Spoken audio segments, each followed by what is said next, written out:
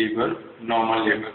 First to define, the normal labor is series of events that take place in the genital organs in an effort to expel the viable products of conception out of the womb through the vagina into the outer world is called the labor.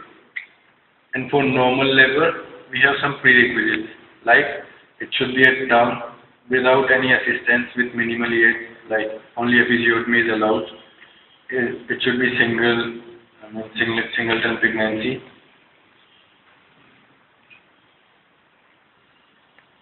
Without undue prolongation of labor Prolongation, and the cephalic presentation, longitudinal light. longitudinal life. So now I'm describing the mechanism of normal labor in a baby who is in the fetus who is in left occipito and anterior position with cephalic presentation, longitudinal light, occiput being the denominator, and the engaging diameter suboccipito-brachydactyl is engaged in the right oblique diameter of the mother's pelvis, maternal pelvis. So, with the good uterine contraction, the fetal skull descends, and when the biparietal diameter crosses the pelvic brim, the head is said to be engaged. And then with further uterine contraction, head descends and flexes. And internal rotation occurs by 1/8 of a circle, so as the occipital protuberance comes and lies behind the pubic symphysis. During this movement, the shoulders sustain a torque of 1/4 of a circle because initially they were lying in the left oblique diameter, and with this rotation they'll still lie in the left oblique but sustaining a torque of 1/8 of a circle. Then when with further uterine contraction, when the fetal skull stretches the vulval outlet or introitus and doesn't recede back with the uterine relaxation, this is said the effacement. Crowning.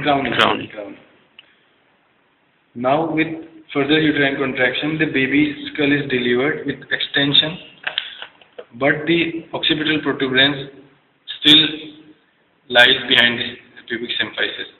And to deliver this, the head falls and the occipital protuberance, this is delivered. Now, to untwist the torque which was sustained on the shoulder, the head rotates by 1/4 of a circle in the direction opposite to the internal rotation. And now the shoulder rotates by 1/4 of a circle, so as the anterior shoulder comes and lies behind the pubic symphysis, and this manifests as the external rotation at the fetal skull in the direction of the restitution, and the occipital protuberance faces the left maternal thigh. Now the anterior shoulder is delivered first, and then the posterior shoulder, rest of the body by the lateral flexion. So this was the mechanism of normal labor in left occipito anterior. The way shoulders 1/4 of circles not sustain करेंगे. 1/8. Oh, yeah. Actually, the shoulder of the fetal skull sustain 1/8 of a torque. I've spoken 1/4. That was wrong. Now I'm internal rotation 1/8 में 1/16 होगा. वो negligible ऐसे बोलते ही नहीं normal level में. 1/8 तो ये हुआ है ना occiput. Transverse. So now I'm describing the mechanism of labor in the left occipito transverse. With the longitudinal eye, cephalic presentation, the occiput being the denominator, and the engaging diameter, that is suboccipito-brachydactyl, is engaged in the transverse diameter. So, with the good uterine contraction, baby's head descends down till the time, and when the biparietal diameter crosses the pelvic rim, the head is said to be engaged. With further uterine contraction, it descends down with flexion, and internal rotation occurs by 2/8 of a circle, so as the occiput comes and lies behind the symphysis pubis. During this movement, the shoulders, which were initially in the EP diameter comes into the left oblique diameter, sustaining a torque of 1/8 of a circle.